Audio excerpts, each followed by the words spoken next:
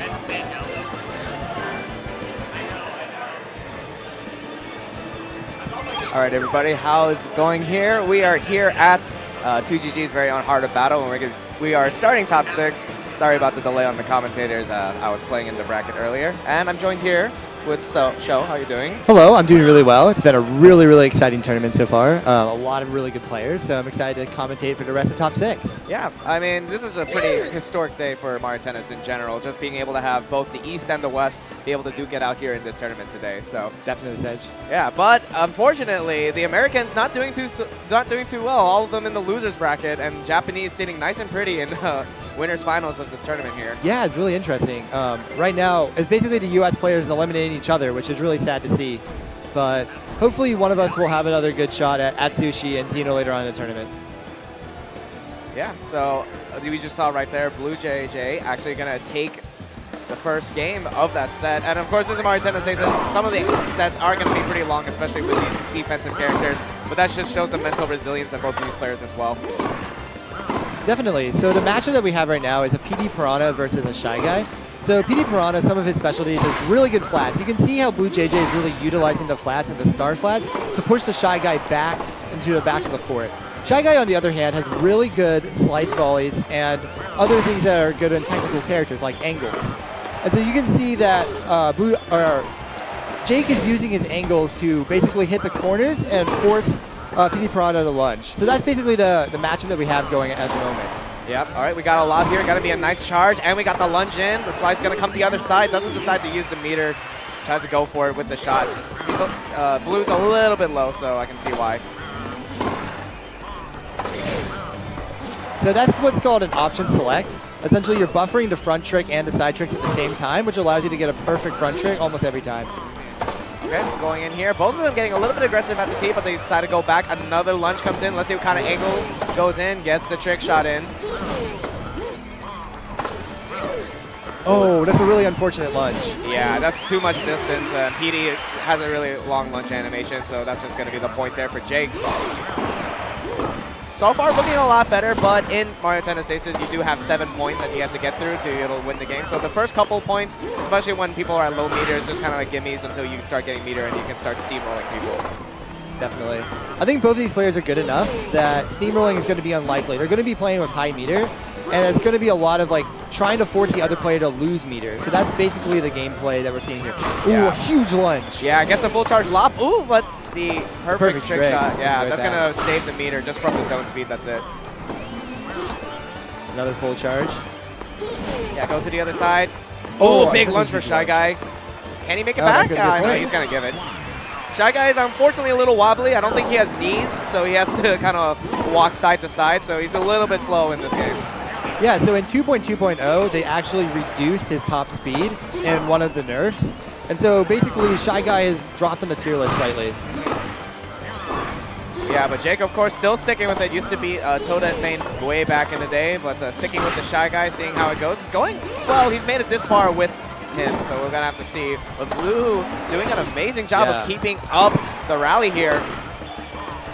Definitely, both Petey and Shy Guy have really long lunge animations. So once they lunge, that's when we're going to get really excited about potentially scoring opportunities. Yeah, here it's just kind of figuring out what kind of shots might work. Figuring out habits. Unforced error. Yeah, great drop shot. Just did quite the right distance too. I don't think Blue was ready for it.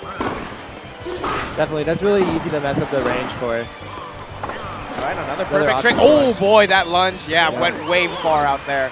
Jake looking a lot better in the second game after that really close first game. Definitely, he's pulling it together a little bit more.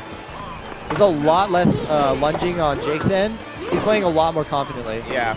I mean, for a lot of these players, this is the first time they've ever had a really big stage like this. True. So you can see definitely with certain players, like the nerves are coming in. Even with the Japanese players where they had the Japan Open, you can see that they're a little bit nervous too when they're playing. Most definitely. There's definitely a human element to this game, for sure. Yeah. These aren't machines playing. They can look like machines sometimes, but other times, sometimes their brain cracks, and then all of a sudden, that's a point already gone. Exactly. Yeah, both of these two, though, with full meter, working out just fine. Shy Guy pushing a little bit. And now back to advantage state for Petey.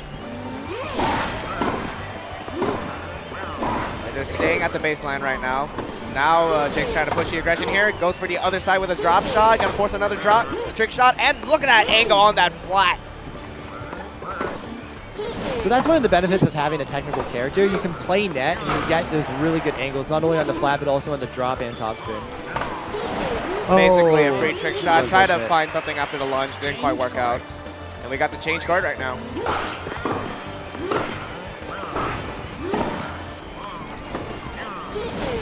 This is going to be really hard for BlueJJ to come back from. She needs to pull off a lot of perfect tricks in order to build meter. Yeah, perfect tricks are kind of difficult, though. You're going to have to be able to get the read on those. But there it is. There's the like perfect trick we were talking about. It does have a relatively wide front range, so you're able to catch it, yeah. Whoa, interesting. She went not for the trick shot, but rather draining all of her meter with the lunge there. I'm not sure if that was the greatest decision. Ooh, another lunge. Gonna go for a flat. Can Petey make it just barely, but the drop shot comes in. We're going 6-1 right here. Jake looking a lot better, like we said before. He is the favorite for the Americans to try and shake out the Japanese Titans. Almost had it with that sushi, too. Yes, definitely. That's going to be out. Oh, he saves it.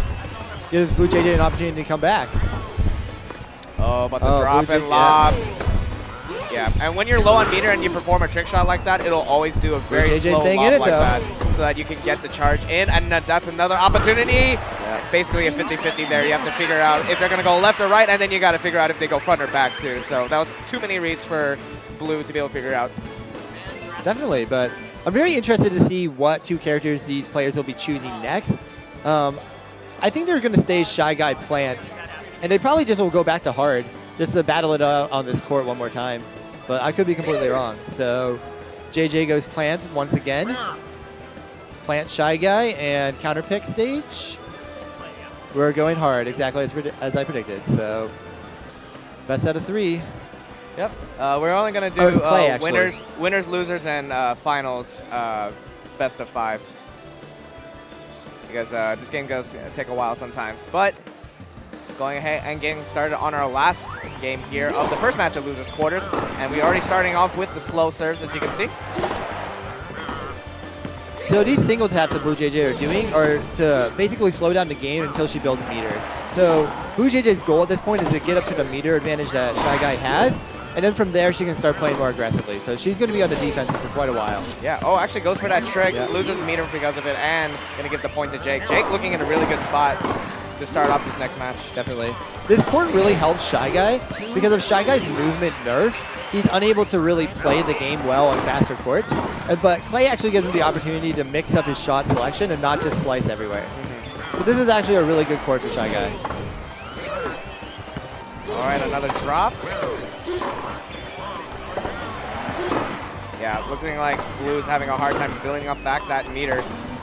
As long as Jake's able to read these cross-court shots to be able to force Blue to use up meter. Looking kind of rough, but had an opportunity there, bringing it back, and going to be able to cash that overhead with another trick shot. Oh, no. Shy Guy for the approach. Okay, went for the slice there.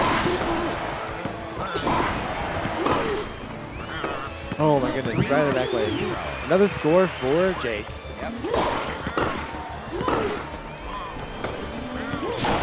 Oh, a really, really good lob. Yeah, got a full charge on that too, so that worked out for them. Definitely.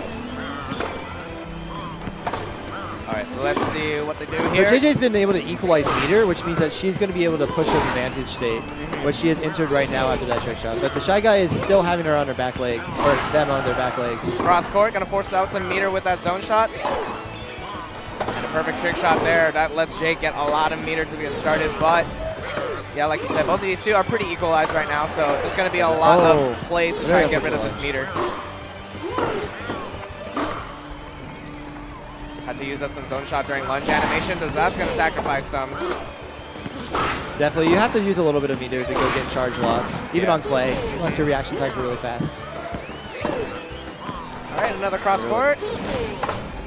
Yeah, these two are doing a really good job of survivability. Usually at this point, people would crack. We're going to see the rally really soon as one of these shots comes in. I'm going to see how long they've been going at it. 60 right now. Yeah, so clay court has the slowest speed and slowest bounce in the game, which allows the players to approach net more easily because they have just more time to react to the ball. It allows for players to play a lot more confidently. Right. Nice top spin. forces Blue to use up a bit more meter on that zone. But yeah, these two really going at it. That's the first drop shot we're going to see. Go to the other side with that lob, trying to force Shy Guy to burn meter. And we got a lunge in. And we see another flat, but that's going to easily get countered on a knockback with another flat. I think it's really tempting when you're playing at net to lob just to get that easy meter burn.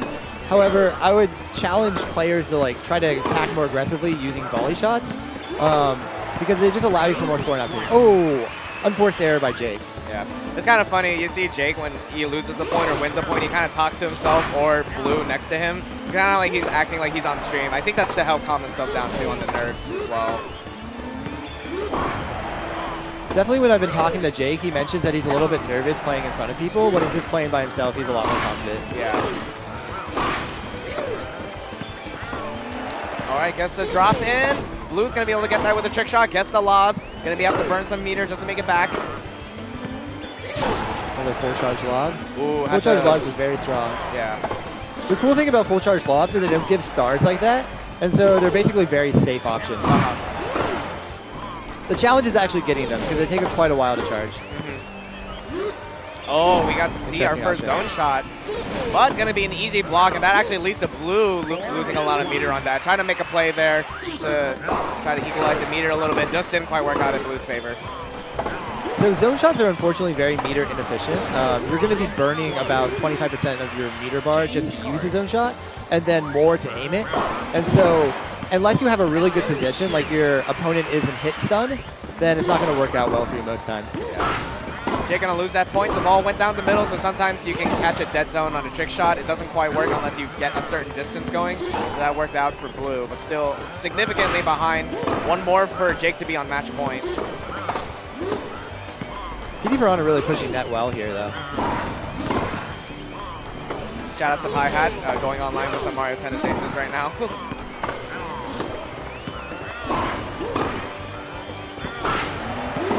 All right, flats come in. Yeah, still doing a good job. First play, tries to use that drop shot. Not going to be able to get anything either. And still, Jake being very comfortable at the tee here. Definitely. These two, just in general, just doing a really good job navigating around the court. Basically getting the reads on each other, too, whenever they try to make a big play. Definitely. It's something from coming like hundreds and hundreds and hundreds of hours of playing this game. Of course, yeah. If you see their play time, it would be like in the 600, 700 hours. Wow, that angle on the flat, working out real good. Jake on match point, looking a little bit more confident here. Oh, Petey Piranha, that's a really hard lunge to recover from. Oh, yeah, tried to beat it down the middle. Doesn't quite work out there. Blue gonna unfortunately fall and head out in 6th place, but great stuff altogether. Oh, yeah. Yeah, really fantastic gameplay by both players. Best of luck to Jake as he progresses through the tournament, and really good job, BlueJJ, throughout this entire tournament, just playing out of your mind insanely well. Yeah. So, when we go back into the... Okay. Looks like Spackfuls made an upset on Hero Boy in the bracket and moving on into top 6. So she's going to be playing on stream against Fitz here real soon. They're going to come in. And of course, Fitz did really amazing at our cross-court chaos right before this tournament. So we're going to expect to see some pretty good play between these two. Yeah, I'm definitely excited as well. Yeah, Spackful's one of the TOs along with myself that helped running the Aces bracket today. So good stuff to her. She made it into top 6, and she's going to be on stream. Yeah, we're definitely so grateful to 2GG for hosting our community. It means a lot to us. This is basically the first time that we're able to play people from the East and the West together. And so just a huge shout out to 2GG for allowing this entire thing to happen. Yeah. So we're moving on to losers quarters, the other side of it. Fitz tried to take a shot at Zeno earlier in the bracket today. Didn't quite work out as planned. But I could tell that Fitz was really nervous just in general playing, because he was trying to do things like rock, paper, scissors, but his hands were kind of shaking. So yeah, definitely. You can definitely see the tournament nerves. But as we hopefully get more Aces tournaments offline and be able to get more people together again to keep playing in these high-intensity situations, it'll work out better. I think part of the thing to keep in mind is that Zeno is also just very focused when he plays. And so he doesn't seem to have the nerves that some of the other players are doing. He has like his earbuds on. He's like fully invested in game mode. And that's something that's been really paying out for him today. Yeah. Alrighty, so they're just going to be setting things up. Doing a couple of quick plugs. Of course, if you guys are new to Mario Tennis Aces and just checking it out to see how's it going, I'm sure someone in the chat will link our Discord, the Mario Tennis Aces Club, where you can get matchmaking, view tournaments that are going on, and a bunch of other stuff. We have a great community, so you guys should go check that out. Yeah, definitely. It's a really special time. All the people there are really great, and we're willing to help and play and just like help new players get better and like players who are already been in the community for a while get even stronger. So I've really enjoyed my time in MTAC. So yeah, it looks like they're trying to get things started real soon. Yeah, and then of course I'm Sedge. I'm one of the commentators for your event today. My handle is Show on the Discord. My name is Sterling. So really nice to meet all of you guys, and thank you so much for watching our stream. We really appreciate it. Yeah. Of course, while we get the MTA stuff started on offlines, you're going to see like some long transitions. Even in ARMS, who's been having offlines for a while, even during top 6, they do transition quite often left and right. Yeah, definitely. So it definitely has a lot of downtime, but that's just the nature of the beast with these Switch games. It happens with Pokken too, so. Yeah, for sure. Wait and see. It's just kind of funny with all the Switch games. You require the 3 setups just because you're playing with your own perspective. Like ARMS and Aces and Pokken, you play it with your own perspective. So mixing is kind of difficult to get things set up. So that's why we're especially appreciative for 2GG setting this all up for us. Yeah, definitely. The reason why it's necessary in Aces is because for zone shots and special shots, if you're playing on the same screen, you can screen peek and see where the other player is firing, and so it kind of takes away special shots and zone shots from their effectiveness. Yeah. So you definitely need the 2 different screens in order to basically counteract that. Yeah. Conversely, in ARMS, it's the same thing. You can, when people are in blind mode, then you can see what your opponent's trying to do, so then you can kind of read off of that too. So that takes away another competitive element. Looks like we have a couple of issues. I think the audio for the audience might be a little off, but I think they got it figured out, so I think we're good, yeah. Yeah, great. Okay, awesome. So, of course, Spackfuls is probably going to be playing either Luma or Koopa Troopa. Those are 2 main characters when Boom Boom is not available. Today, all the setups didn't play an online tournament for the February patch, so Boom Boom is currently not unlocked. So I guess technically Boom Boom's banned for today. And then, that's actually a really good thing, because Boom Boom is a very overpowered character, not only having the angles of a technical character, but the defense of Waluigi, as well as like a number of other assets, like a very good trick shot, and the ability just to like pretty much get everything. So the character was being considered to be banned in the back room of MTAC anyways, so it actually worked out well for this tournament. Yeah. So it looks like Fitz and Spackfuls are going to get this started. We're going on Marina Stadium hard. Pretty neutral stage altogether, and we see the Luma and the Koopa Troopa come out. So Fitz is going his Koopa instead of his Petey.